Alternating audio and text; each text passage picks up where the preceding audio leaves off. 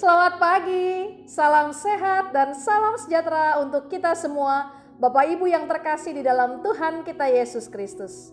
Pagi hari ini kita akan bersama memulai seluruh aktivitas untuk melakukan tugas dan tanggung jawab kita. Tapi terlebih dahulu saya mengajak kita semua untuk merenungkan firman Tuhan. Mari kita berdoa. Ya Tuhan, kami sudah dibangunkan oleh-Mu di pagi hari yang luar biasa baik ini. Kami memohon berkat penyertaan Tuhan di sepanjang hari ini, supaya kami bisa melaksanakan tugas dan tanggung jawab kami dengan baik.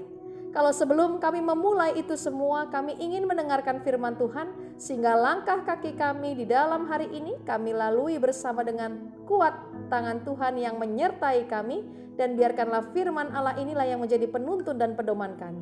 Ya Tuhan, kami ingin mendengarkan firman-Mu. Berfirmanlah ya Tuhan, karena kami siap mendengar dan kami siap melakukan firman Tuhan. Demi Kristus Sang Firman yang hidup, kami telah berdoa mengucap syukur dan siap menyambut firman Tuhan. Amin. Pembacaan kita di pagi hari ini terambil dari surat Paulus kepada jemaat di Efesus, pasalnya yang pertama, ayatnya yang ke-18. Demikian firman Tuhan.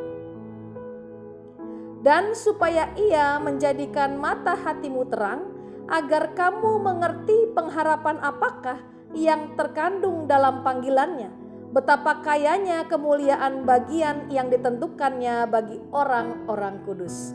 Demikianlah pembacaan Alkitab kita. Berbahagialah bagi kita yang mendengarkan firman Tuhan dan melakukan firman Tuhan. Terpujilah Kristus. Pengharapan sejati. Ada sebuah ungkapan populer belakangan ini, Bapak Ibu dan Saudara terkasih, yang bagi orang-orang tidak mengenakan, tidak menyenangkan, yaitu PHP, pemberi harapan palsu. Singkatnya, orang-orang yang suka PHP adalah orang-orang yang suka mengatakan ketidakbenaran, yang menjanjikan sesuatu tapi tidak pernah ditepati. Penerima surat Efesus dalam pembacaan kita hari ini adalah orang-orang Yahudi yang sudah menjadi Kristen. Mereka meninggalkan kebiasaan lama dan menggantinya dengan kebiasaan baru sesuai dengan ajaran Kristus. Hal tersebut tentu saja mendatangkan kebencian bagi orang-orang Yahudi.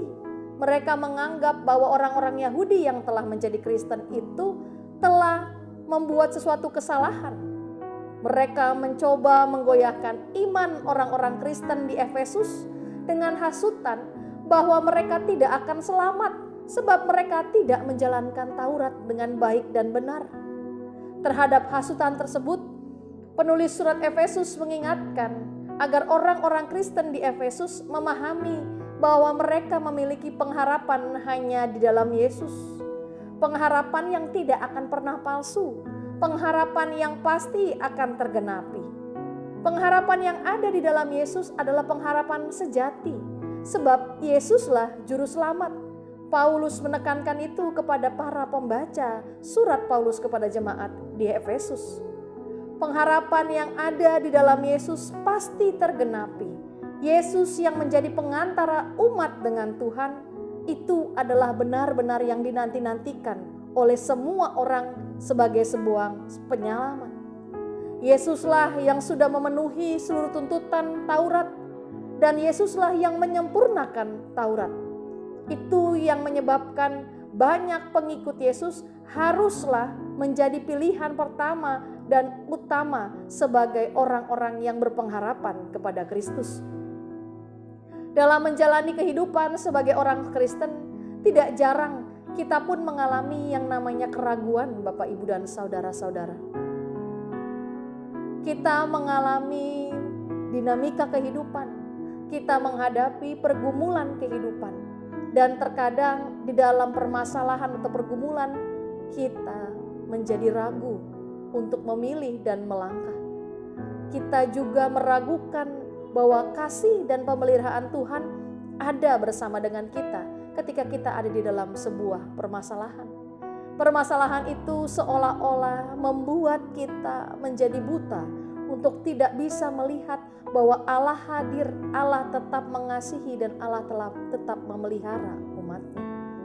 Hari ini melalui pembacaan kita diingatkan bahwa Tuhan yang selama ini kita kenal, bahwa Tuhan yang selama ini kita puji dan kita muliakan itu adalah Tuhan yang sungguh dapat diandalkan, adalah Tuhan yang tidak akan pernah meninggalkan. Kita dapat terus-menerus menaruh pengharapan kita kepadanya, sebab kita tidak akan pernah mendapatkan pengharapan palsu dari Tuhan. Sebab Allah kita, Tuhan kita Yesus Kristus, tidak akan pernah memberikan pengharapan palsu bagi para umatnya. Selamat berpengharapan kepada Tuhan kita Yesus Kristus. Tuhan memberkati, Tuhan memampukan, dan Tuhan pasti menolong. Amin. Kita berdoa. Kami sudah mendengarkan firman-Mu ya Tuhan di pagi hari ini, di mana kami diajarkan untuk mempunyai pengharapan sejati kepada Tuhan Allah kami. Kami tahu bahwa mungkin banyak yang menawarkan kepada kami pengharapan lainnya, tapi kami tahu itu hanya bersifat semu ya Tuhan. Pengharapan sejati hanya ada di dalam Kristus Yesus Tuhan kami. Dan biarkanlah di dalam kehidupan kami terus bisa menaruh pengharapan kami di dalam Kristus. Kalau sebentar kami akan melanjutkan tugas dan tanggung jawab kami sebagai orang percaya, sebagai para pekerja ataupun sebagai apapun yang Tuhan percayakan kepada kami, kiranya firman inilah yang akan memberikan kami tuntunan dan pedoman sehingga kami tidak melenceng ke kanan ataupun ke kiri. Terima kasih ya Tuhan, terpujilah nama-Mu. Di dalam nama Tuhan kami Yesus Kristus, Juru Selamat kami yang hidup itu, kami telah mendengarkan firman Tuhan. Amin.